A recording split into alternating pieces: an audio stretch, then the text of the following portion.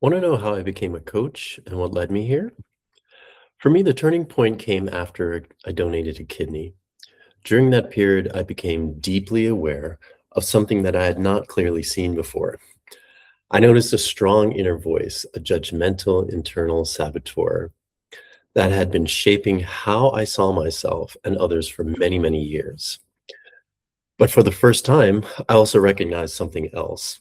That voice was not actually me. It was just a part of my mind.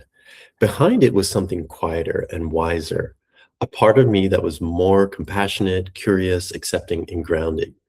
That realization started a long journey for me. I began therapy, mindfulness practices, and a deep process of self exploration.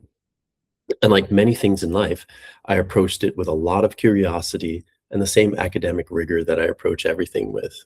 I wanted to understand these tools deeply so I could apply them to my own life. I studied approaches like nonviolent communication, authentic relating, meditation, mindfulness practices, neurolinguistics programming, internal family systems, and several other coaching frameworks, including the coactive relational framework that I do mostly, and solutions-based focusing or coaching. Along the way, I began experimenting with ways to apply these tools to myself. I created exercises and practices that helped me and to accelerate my own growth and to get even more value out of the therapy and coaching I was receiving. As I continued that journey, something began to shift in my sense of purpose. For much of my career, I focused on large scale impact through biomedical research programs and global equity work. But over time, I felt myself becoming more drawn to a different kind of impact, one that happens in the moment, person to person, shifts, sitting with someone, listening deeply, and supporting their growth and transformation, and also just more interested in local community rather than my big global community that I was more focused on before. At the same time, something interesting kept happening. Whenever I told a colleague or a friend that was taking coaching classes, they would say things like, "Of course you are. You'd be a great coach." Or, "You've already been doing that for years." People from my work and academic life and social life and community would say they've already experienced me as a mentor or a coach.